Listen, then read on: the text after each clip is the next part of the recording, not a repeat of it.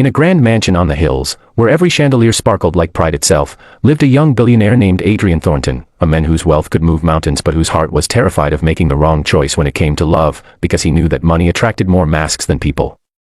For 2 years, he had been with Vanessa, a glamorous, sophisticated woman adored by high society, stunning in every dress, perfect at every party, and always surrounded by people praising her elegance.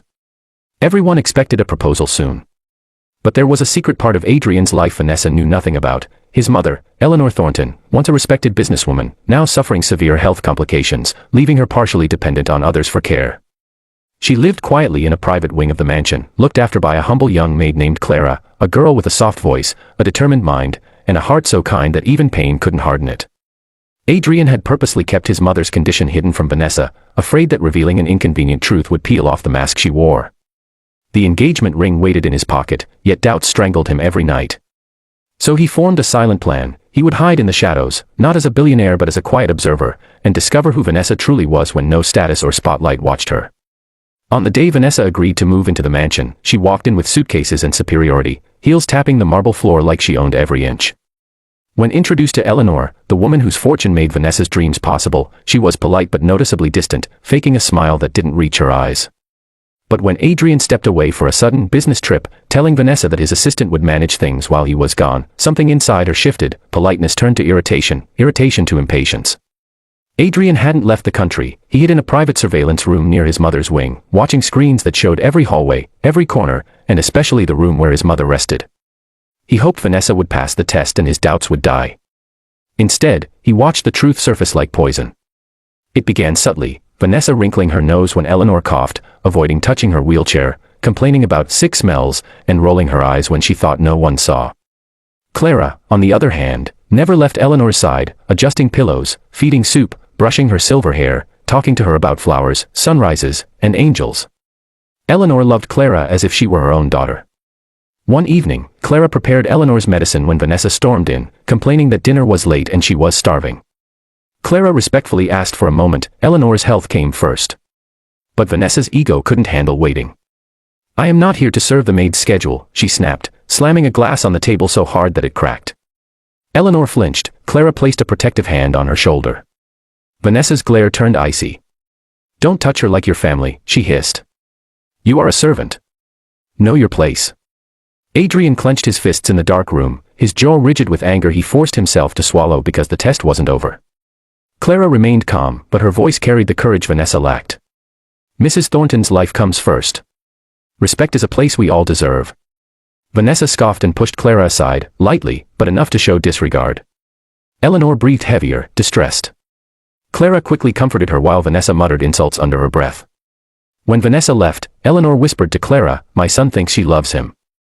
But love doesn't shout at the weak."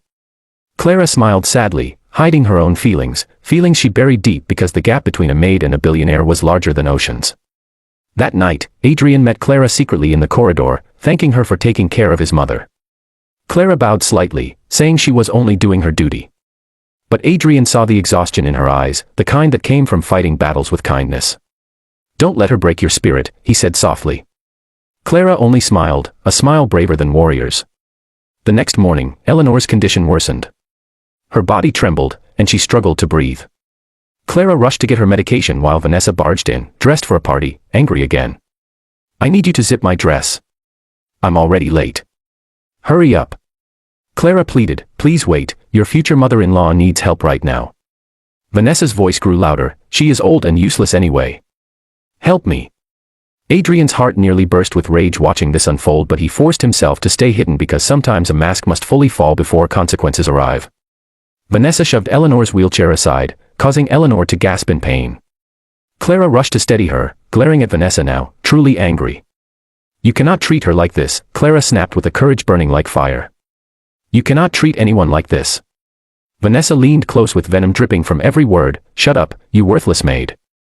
People like you don't get to talk back." Those words echoed through the mansion like a curse. Clara trembled, not with fear but with heartbreak. Vanessa stormed out, slamming the door, leaving devastation behind. Adrian wiped tears he couldn't hold, not of sadness, but betrayal. He had loved the wrong person. His mother had seen the truth long before he did. But as he prepared to confront Vanessa and expose her cruelty, something terrifying happened. Eleanor collapsed, her breathing stopping for a moment too long. Clara screamed for help, shaking, begging the universe to return life into the woman who had shown her kindness. Adrian rushed in, breaking his silence, revealing his presence, calling emergency services while holding his mother's hand, and in the middle of all the chaos, Vanessa returned, shocked to see him, suddenly pretending concern, pretending love, pretending care.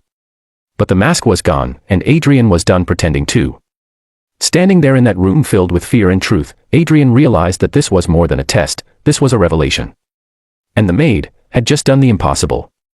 To be continued, but before we move ahead to the twist that will shock you, smash that subscribe button so you don't miss chapter 2.